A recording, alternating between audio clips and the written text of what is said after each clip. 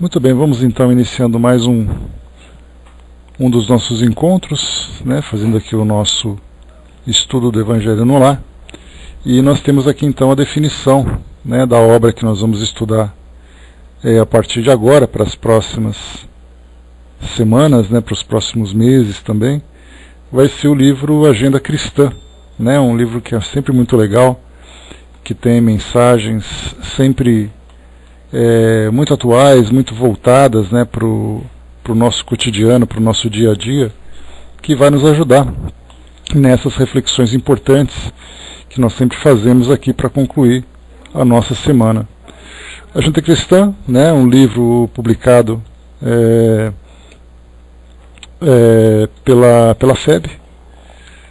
Ela é psicografia do Chico Xavier, mensagem de Emmanuel, né, ditado por André Luiz, Agenda Cristã, e a introdução aqui é feita por Emmanuel, que nós vamos chegar até ele. E nessa introdução é importante, né, a gente analisar esse conteúdo, porque vai chamar a nossa atenção exatamente não apenas para essa obra, mas para tantas outras obras que nós utilizamos para essas reflexões, imaginando que a mensagem por si só tem um efeito mágico, um efeito cabalístico, sem chamar para a responsabilidade cada um de nós, para as transformações e para as ações que são tão necessárias, né? E isso se aplica também ao próprio estudo do Evangelho, né, lá no Novo Testamento, onde nós temos ali os ensinamentos de Jesus, onde muitas vezes nós acreditamos que, abraçados ao Novo Testamento, abraçados à Bíblia, decorando aquelas passagens, isso já será o suficiente para garantir o nosso equilíbrio, a nossa harmonização. Então, essa chamada de Emmanuel, ela é bastante significativa, exatamente para despertar em nós essa necessidade de atentarmos muito mais para as ações, para as atitudes, do que necessariamente para as palavras, né? As palavras servem para nós como orientações, como guias daquilo que nós desejamos alcançar, mas jamais seremos ali isentos da responsabilidade do trabalho propriamente dito, do trabalho efetivo que é necessário realizar. Né, Diana, bom dia. Nós temos aqui então na contracapa uma mensagem de André Luiz. Ele coloca assim para nós: este é um livro de consulta que você não pode deixar de possuir. Enfeixa um conjunto de ensinamentos sobre vigilância e prudência, sobretudo nos momentos difíceis, com temáticas do dia a dia. São expressivas normas de conduta que facilitam seu relacionamento nas situações mais estressantes da atualidade. Nos 50 capítulos ditados por André Luiz, com a sabedoria e a visão da espiritualidade superior, você encontrará conforto, orientação segura e lições de autocontrole para as ansiedades e situações inesperadas que surpreendem a todos. É importante a agenda para ter ao seu alcance. Aqui depois nós temos as várias mensagens, todos os títulos, 50 títulos. Se o nosso ano então tem 52 semanas, nós provavelmente, contando com as sextas-feiras em que nós não teremos estudos, e dos eventuais imprevistos, então nós teremos ali mais de um ano para estudar esse livro todo. Informando o leitor, então nós temos aqui essa introdução, que é exatamente aquilo que Emmanuel apresenta para nós. Essa mensagem dele data de 18 de junho de 1947, e ela foi transmitida lá em Pedro Leopoldo, né? Então, isso, claro, porque é onde o Chico trabalhava. Então, ele chama a atenção dizendo o seguinte: legiões de companheiros procuram diretrizes, preocupados em traçar caminhos exteriores. Estimariam receber do plano espiritual sugestões diretas que os elevassem às culminâncias da vitória fácil.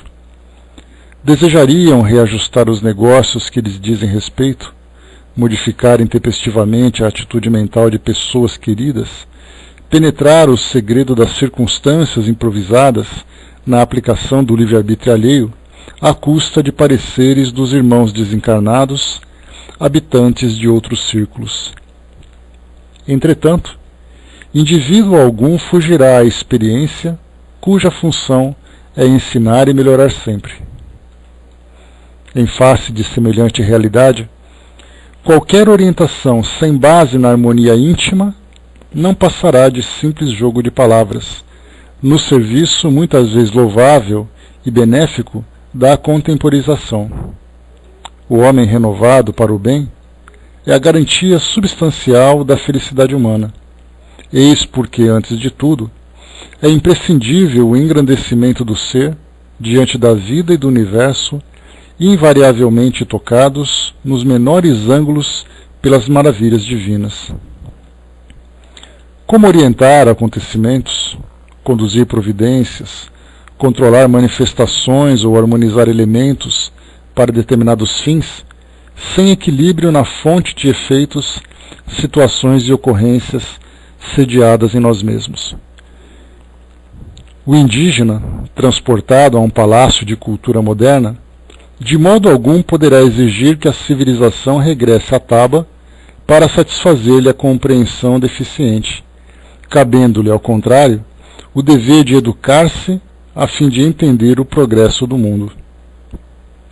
O astrônomo, chumbado ao solo do planeta, não solicitará às estrelas o abandono da rota que as leis cósmicas lhe assinalaram no campo infinito, competindo-lhe a obrigação de aprimorar os aparelhos de óptica de maneira a alcançar seus objetivos ante a grandeza celeste.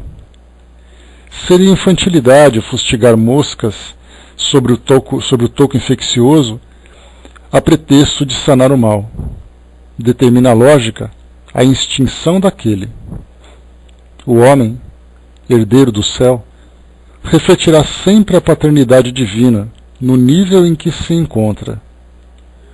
Fujamos, assim, aos velhos propósitos de conseguir veludoso acesso aos benefícios baratos. Inegável o imperativo da colaboração na jornada evolutiva. Em todos os departamentos do universo, conheceremos benfeitores e beneficiados. A própria hierarquia, para ser bem vivida, fundamentar-se-á em princípios de solidariedade.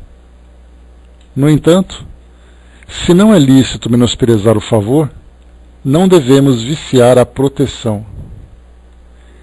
É compreensível o socorro sistemático à plantinha tenra, como é natural a escora destinada ao vegetal benfeitor sobrecarregado de frutas.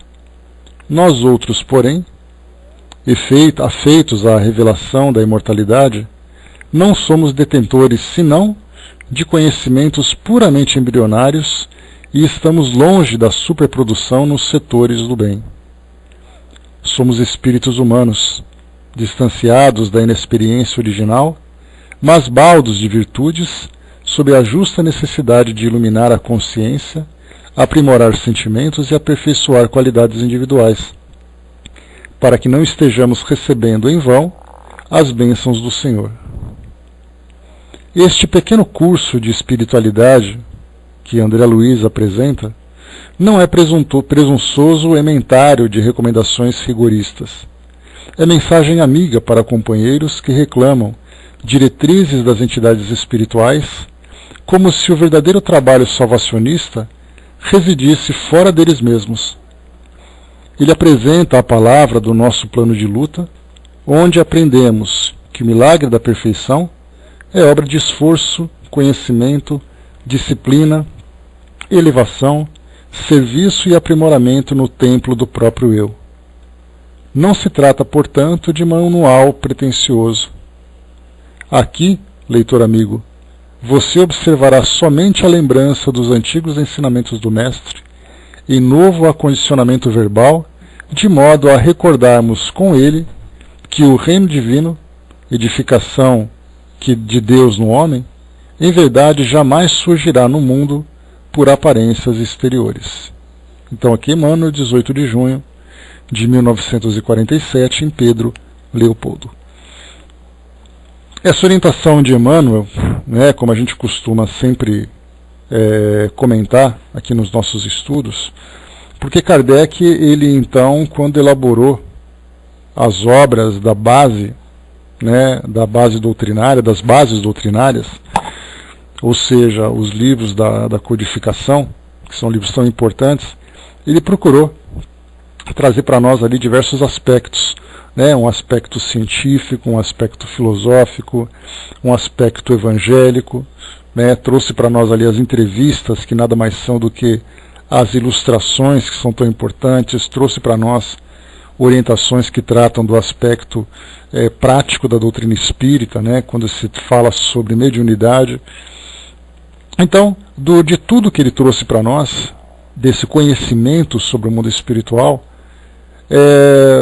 podemos dizer que o elemento mais valioso, né, a obra mais valiosa que ele apresentou para nós, se trata exatamente para o propósito de elevação espiritual que todos desejamos, que é exatamente a função da própria doutrina espírita, é o Evangelho segundo o Espiritismo. Porque todos os outros não passam de conhecimentos, informações, que são inacessíveis se o espírito não se transformar e se colocar em condições de acessar todos esses ambientes ou todas essas experiências que são descritas para nós, né, nos demais livros. Então, o Evangelho, né, que, lembrando sempre que a doutrina espírita é uma filosofia de bases cristãs, utiliza então, né, o Evangelho então apresenta para nós uma releitura de tudo aquilo que foi apresentado por Jesus, ou pelo menos dos elementos, né, que mais se destacavam na visão de Kardec e dos amigos espirituais também, lembrando que o Evangelho segundo o Espiritismo não abrange todos os temas, absolutamente todos os temas que são apresentados nos Evangelhos, mas ele destaca aquilo que é o mais importante. É claro que nós tomaríamos depois a iniciativa de nós mesmos termos uma maior compreensão sobre todo aquele conteúdo que é apresentado para nós. Então, no Evangelho segundo o Espiritismo, nós temos ali, né, todo o conteúdo moral, todo o conteúdo filosófico que a doutrina espírita pode apresentar para nós. Sem ele, a doutrina espírita não passa de uma doutrina técnica, e não uma doutrina com propostas de transformação espiritual. Então nós podemos considerar, independente de nossas preferências, né, eu tenho as minhas preferências pelos livros da doutrina espírita, vocês têm a preferência de vocês, ou as preferências de vocês, mas nós não podemos negar a importância dos ensinamentos de Jesus como sendo aquilo que existe de mais importante que nós recebemos. E o Evangelho segundo o Espiritismo é uma obra que procura trazer para nós, de uma forma mais simplificada, né, com as explicações, sempre a partir das bases da doutrina espírita, porque o Evangelho nada mais é do que um livro utilizado por todas as filosofias que são cristãs. E nem sempre elas estão em acordo com a interpretação que é dada sobre determinadas passagens. Então nós vemos o Evangelho segundo a visão espírita, né, o Evangelho segundo o Espiritismo, tendo como bases principais, né, a existência de Deus, e naturalmente entendendo, né, dentro da nossa condição, o que nós podemos entender como sendo Deus, e não aquele Deus cruel da época de Moisés, tampouco aquele Deus passivo, né, entendido por muitos da época de Jesus, mas entendendo Deus como sendo, conforme os Espíritos trouxeram para nós, a inteligência suprema, a causa primeira de todas as coisas. Então nós começamos a entender Deus como sendo a base de tudo, não mais um elemento de fé, né, embora nós não tenhamos condições de percebê-lo, né, de uma forma positiva, ou seja, provarmos a sua existência, nós podemos, através da nossa razão, entendermos que existe uma força criadora que é o princípio de tudo. E cada um dá um nome, né, e interpreta essa força criadora de acordo com a sua própria cultura. Então Deus é a base de tudo. Nós temos também como base da doutrina espírita a reencarnação, como um princípio fundamental que traz para nós de uma forma muito clara a ação da própria lei de causa e efeito. Então, a reencarnação para nós é a oportunidade de estarmos sempre ativos nessa jornada evolutiva, vivenciando experiências de aprendizado, de reparação, de transformação. Outro elemento importante que nós temos é a própria comunicação dos espíritos. E a doutrina espírita, ela é formada, né, ela foi elaborada através dessa ferramenta, através desse instrumento, que é exatamente ali a mediunidade, né, a existência dos médiuns e tudo aquilo que diz respeito à própria condição do médium, né, os seus valores, a sua dedicação, a relação que se tem com o mundo espiritual. Então, a comunicação com os espíritos e também trazendo para nós muito mais do que simplesmente um aspecto técnico para a doutrina espírita, que é esse instrumento, a mediunidade, nós temos o aspecto consolador, que o conteúdo que chega para nós chega através desse recurso. Então, a mediunidade, a comunicação com os espíritos é também um elemento essencial que faz parte da própria base da doutrina espírita, que, claro, como nós sabemos, nem sempre é aceito, né, ou não é aceito pela maioria das filosofias que nós temos no mundo hoje.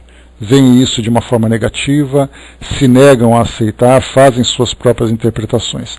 A doutrina espírita, criada a partir desse elemento, ela aceita, utiliza e se desenvolve através dele. Depois nós temos também a própria lei de causa e efeito, né, que é essa lei que mostra para nós exatamente todas as consequências daquilo que nós vivemos. E quando nós falamos lei de causa e efeito, né, como eu sempre insisto, é importante a gente deixar bastante isso de uma forma bem sólida na nossa consciência, lei de causa e efeito não significa apenas punição, mas significa também recompensa.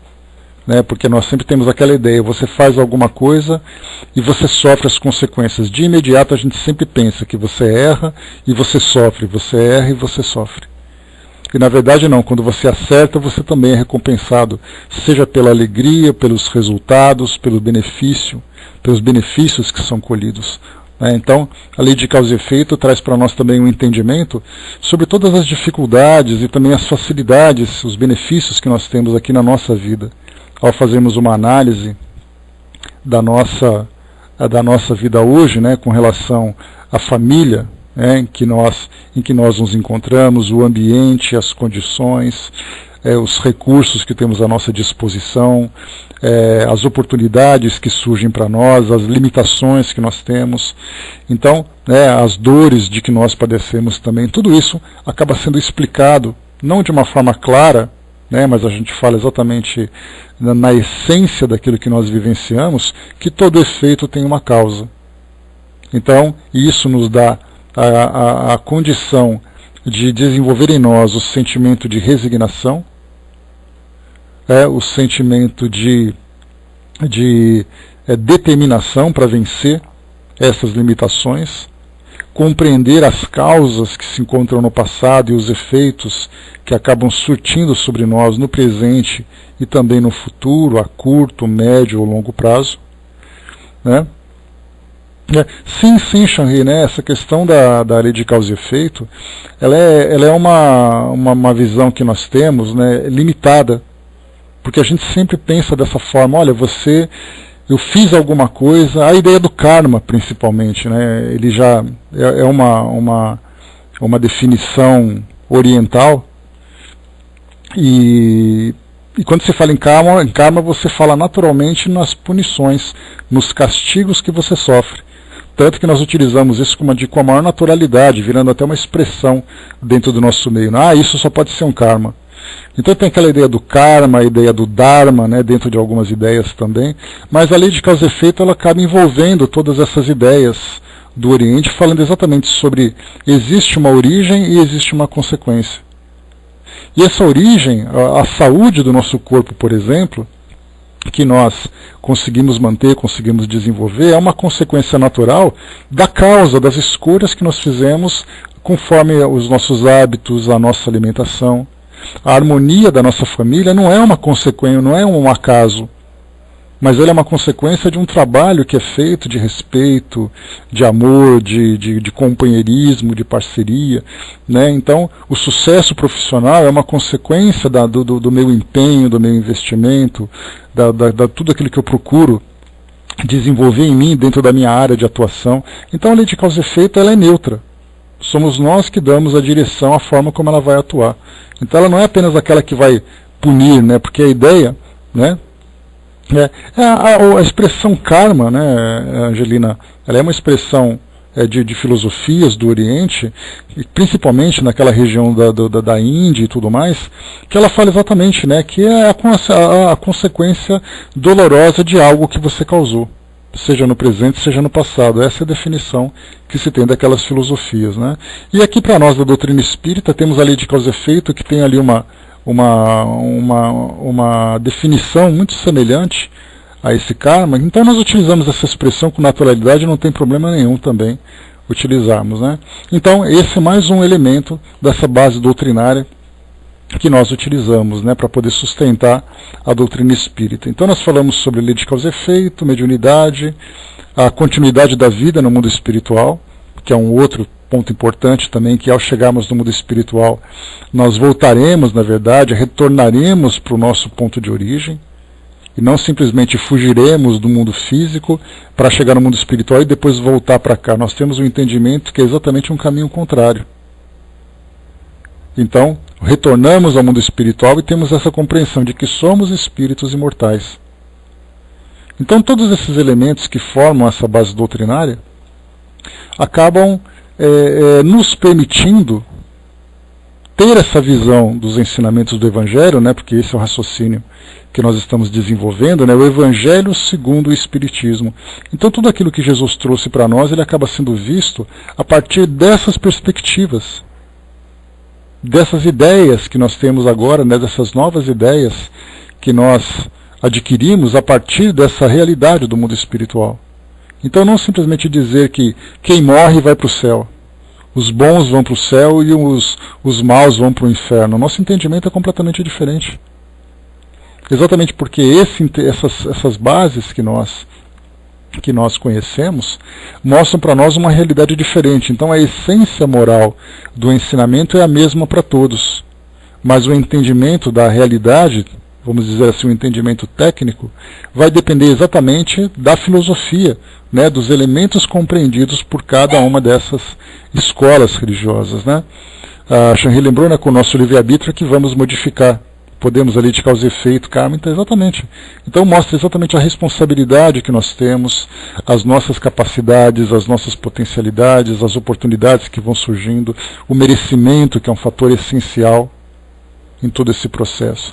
Então, analisamos, né, todos os ensinamentos de Jesus, que são os ensinamentos, podemos dizer assim, áureos, né,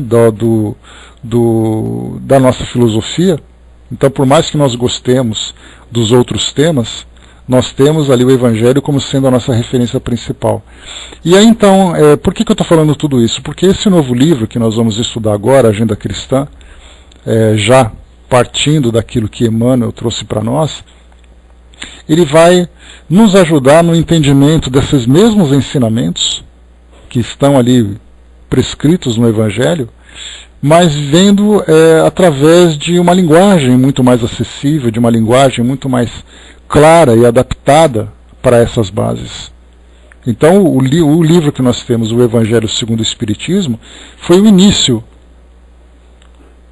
dos trabalhos dos ensinamentos, né, ou do aprendizado que nós temos dos ensinamentos de Jesus, mas essas tantas e tantas obras que chegaram para nós também são interpretações do próprio Evangelho. Quando nós estudamos o livro Vinha de Luz, Fonte Viva e outras obras que trazem ali uma passagem, né, dos textos bíblicos, nós temos ali também uma passagem que é interpretada a partir dessas bases. Então a agenda cristã, como lembra Emmanuel aqui para nós, ele fala de situações do nosso cotidiano, situações do nosso dia a dia, mas visto a partir dessa perspectiva espírita. Então, se nós pudéssemos pensar quais são os livros que tratam do Evangelho segundo o Espiritismo, para muitos vai pegar apenas o Evangelho e dizer assim, todo o ensinamento se encontra aqui.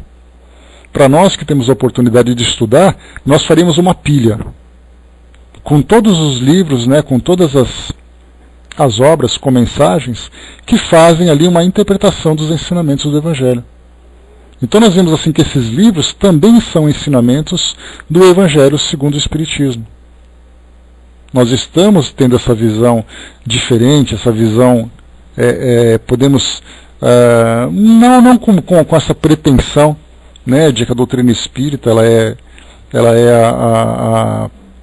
a única capaz de ter essa compreensão, porque a doutrina por si só, assim como todas as demais filosofias, trazem um ensinamento, mas somos nós os seguidores, aqueles que são adeptos a essas escolas, que fazemos então as nossas interpretações. Né? Eu não diria, não apenas complementam a Maria, mas eu acho que fazem parte até mesmo do próprio corpo. Né, porque a gente coloca o Evangelho segundo o Espiritismo, é claro que a gente sempre vai colocar a obra de Kardec como sendo de extrema relevância, mas todas as demais obras também têm o mesmo valor, já que todas elas falam dos mesmos ensinamentos. Então eu colocaria assim que todas elas fazem parte do mesmo corpo. Cada uma interpretando um tema diferente, uma linguagem diferente, trazendo ali uma ideia diferente, então elas vão se completando cada vez mais.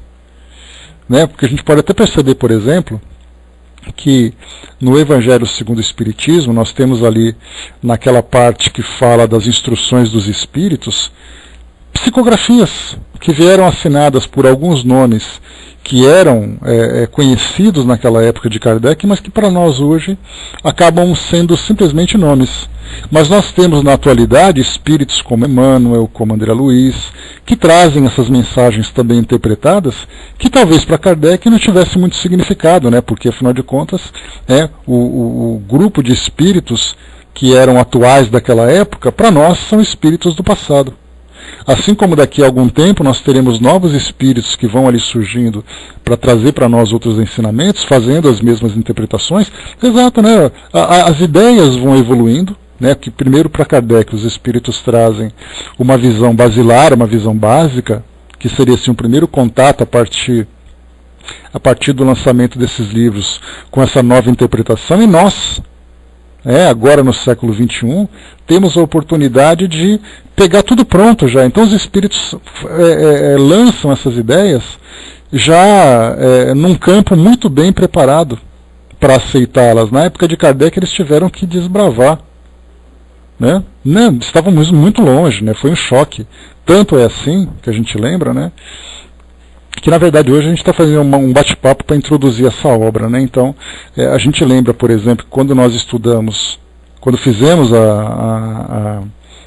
o início desse último estudo, desse último ciclo de estudos do Evangelho segundo o Espiritismo, eu trouxe para vocês aqui uma série de informações do Evangelho antes de começar o estudo do livro propriamente. E uma das passagens que nós pegamos foi, por exemplo, a comunicação de Kardec com os espíritos instrutores, que foram publicações que foram publicadas no livro Obras Póstumas.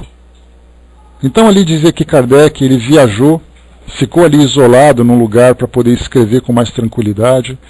Ele sabia dos desafios que ele ia enfrentar, porque o Evangelho segundo o Espiritismo foi um dos livros, foi o livro mais difícil que Kardec publicou, que Kardec não é construiu, me fugiu o nome, que Kardec desenvolveu. Foi o livro mais difícil, porque todos os outros livros traziam informações que para muitos era só uma curiosidade, era uma coisa nova, era uma coisa meio maluca. Mas quando ele pegou o Evangelho e trouxe uma interpretação diferente, ele bateu de frente com a igreja. Isso sim, isso foi um problema. Porque você pegar um livro sagrado como é o Evangelho, e você trazer uma visão diferente do que aquela clássica, ele então mexeu num vespeiro, né? Porque ele estava ali blasfemando contra as tradições religiosas. Então a publicação dessa obra foi a mais desafiadora, foi a mais difícil, foi a mais delicada que ele teve. E agora os espíritos, então, quando eles lançam para nós esses livros, eles falam praticamente dos mesmos assuntos, mas trazendo para nós sempre algo novo, né, uma ideia mais atualizada, algo que diga respeito a uma situação do nosso cotidiano. Até mesmo essa obra, que foi publicada em 1947, olha o tempo dela. Ela tem ali 70 anos, vai fazer 70 anos agora, né, agora em 2017. Então, é muito tempo. Então, se você pegar uma situação do dia a dia das pessoas daquele tempo, de 70 anos, e aplicar agora, talvez até hoje ela seja um pouco desatualizada. Então nós temos muitos livros que são publicados, livretos que são publicados com novas mensagens, né, com espíritos de hoje que falam sobre essa situação do nosso dia a dia mesmo, que procuram pegar esses mesmos ensinamentos e trazer também, né, orientações, acrescentando um detalhezinho a mais, uma ideia um pouco diferenciada daquela que era um pouco mais clássica. Basta a gente lembrar, por exemplo, que Emmanuel, nos seus livros, quando ele falava sobre família, ele falava da família, tinha aquela estrutura de que a esposa ficava em casa cuidando dos filhos e o marido era o provedor da família trabalhando fora. Então ele falava que a mulher era o sentimento, que o homem é a força, a mulher é o sentimento, que o homem é a razão, a mulher é o sentimento, né? Algo que na atualidade já não é mais aceito. Que as mulheres querem as mesmas qualificações, têm as mesmas qualificações, querem as mesmas oportunidades, querem dividir suas tarefas. Então a estrutura de família era muito diferente. A própria homossexualidade também é um tema que no passado era visto de uma forma equivocada. Hoje nós temos que fazer uma nova leitura. Pela forma como a sociedade hoje lida com isso, com sua aceitação, com o seu preconceito. Então nós vemos assim que a sociedade, o pensamento da sociedade vai evoluindo e há a necessidade dos espíritos também fazerem uma interpretação acompanhando essa evolução, não aceitando aquilo que hoje nós vivenciamos, mas trazendo uma interpretação para que nós consigamos compreender essa nova realidade, aprendemos a lidar com ela sem fugirmos dos princípios básicos dos ensinamentos cristãos. Então, se por acaso a homossexualidade era vista de uma forma, hoje ela é vista de uma forma diferente? Não, na verdade ela está sendo explicada de uma forma diferente, mas a sua base continua a mesma. Quando nós falamos sobre a criminalidade, quando nós falamos sobre a corrupção dos nossos valores. Então, cada vez que nós vamos evoluindo, novas situações vão surgindo. Basta a gente lembrar, por exemplo, que quando esse livro foi publicado, Agenda Cristã, em 1947, o nosso planeta tinha aproximadamente 2,5 bilhões de pessoas. 70 anos depois nós temos 7 bilhões de pessoas. Ou seja, nós triplicamos praticamente a quantidade de habitantes, e nessa triplicação nós tivemos também a ampliação dos problemas, dos conflitos, das tendências, dos vícios e tudo mais. Então os espíritos estão ali também atualizando a sua linguagem, a sua interpretação, para que nós tenhamos essa referência que são exatamente os ensinamentos do Evangelho. O Dudu colocou, né, eu acho que o Evangelho ficou mais beabalizado, né, de fácil entendimento, a partir dessas releituras que os espíritos fizeram. Por isso que eu falei para vocês, a cada dia que passa, se a gente vai numa livraria, por exemplo, da atualidade, seja uma livraria virtual, seja numa livraria física, e você vai na prateleira onde tem assuntos espiritualistas, em especial os livros da própria doutrina espírita, nós vamos encontrar tantos e tantos títulos com essas mensagens, com capas diferentes, com ilustrações diferentes. Até hoje nós temos a Mônica e o Cebolinha e a Magali e o Cascão entrando também nessa onda. Tivemos Moranguinho, né, que é essa personagem de álbum de figurinhas, também fazendo parte agora dessas leituras do Evangelho. Essas obras infantis que vão surgindo, né, tudo. Então, quer dizer, crianças, jovens, adultos, pessoas com pensamento mais atual, outros com pensamento um pouco mais clássico. Então, os espíritos estão assim produzindo o tempo todo, falando das mesmas coisas, mas procurando ajustar as suas ideias à linguagem de cada pessoa, de cada grupo, de cada comunidade. Eu particularmente gosto muito do livro Sinal Verde, a gente quase fez ele. né? De repente pode ser uma ideia, né? E quando a gente ouve nas nossas harmonizações, aqui antes de começar o nosso estudo, nós temos ali Paulo Goulart, aquele áudio que a gente ouve, né, de Paulo Goulart, que é tão bacana. Ele lê exatamente aquilo que trata do livro, as mensagens do próprio livro Sinal Verde. Então ali nós temos situações simples de você ir a uma festa, de você visitar a casa de alguém, de você, no seu ambiente de trabalho, de você lidar com a criança, lidar com o desconhecido. Isso nada mais é, todo esse trabalho que foi feito por André Luiz, e claro, sempre assessorado, né, pelos espíritos, porque nós temos ali um espírito que assina a obra, mas nós temos sempre que lembrar da assessoria que ele teve para desenvolver todos os temas, para introduzir uma outra ideia e tudo mais. Então aquele livro foi voltado para situações práticas do nosso dia a dia. Outras obras para situações um pouco mais filosóficas, outros um pouco mais reflexivas. Enfim, cada livro procura, e quando nós gostamos de um livro, significa assim, que os espíritos acertaram. Lançaram a obra que me sensibiliza. Mas muitas vezes acaba sendo indiferente para o outro, então, mas ele gosta de outro livro. Aí vem um outro autor, com uma outra linguagem, com uma outra obra, e traz ali de novo. Se nós pegarmos os livros do Chico Xavier, daqueles seus 500 e tantos livros que foram publicados, nós veremos que a grande maioria são livro de mensagens. Ou seja, são livros que falam exatamente dos ensinamentos do Evangelho. Mas para que 400 livros, por exemplo, de livros de mensagens do Evangelho? Porque cada livro traz para nós uma interpretação voltada para um pequeno aspecto, um aspecto muito sutil do nosso dia a dia, da nossa realidade.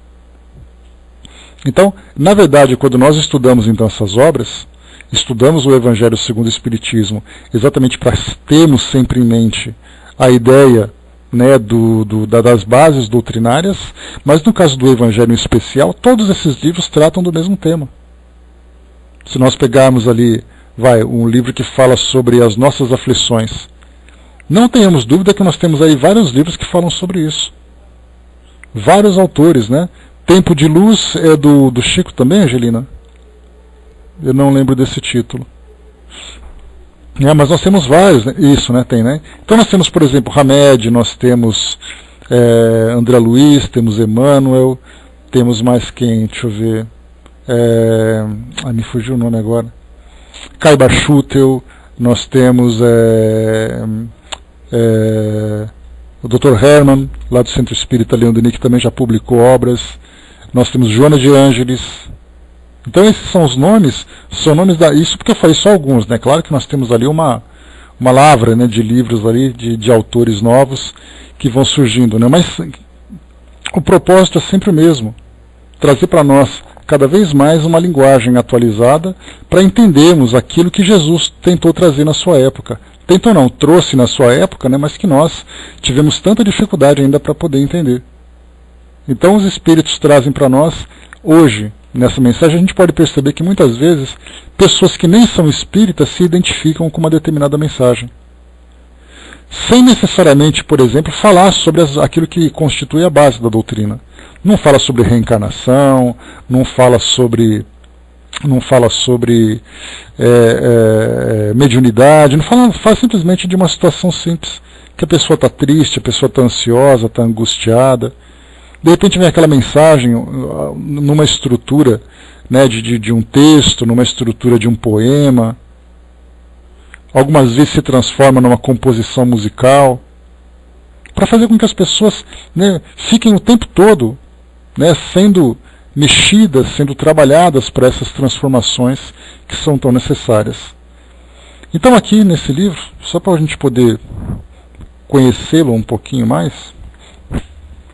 nós temos aqui então, por exemplo, deixa eu pegar aqui, dos títulos, né, os imperativos cristãos, princípios redentores, privilégios cristãos em favor de você mesmo, medicamentos evangélicos, em seu benefício, solicitação fraterna, irmãos em perigo, nas conversações, nos momentos graves, medicação preventiva, ajude sempre, realmente, enquanto, lucrará fazendo assim, algumas definições em verdade, lembranças úteis, questão de escolha, conclusões naturais, semeadura mais além, realidades, aparências, suba mais alto se você deseja, experiências difíceis, efetivamente, é razoável pensar nisso, respostas à pressa, revele-se, sinais, sem tais armas, previna-se, aprenda com a natureza, em boa lógica, liberte sua alma, não estrague o seu dia, com Jesus, pode acreditar, defenda-se,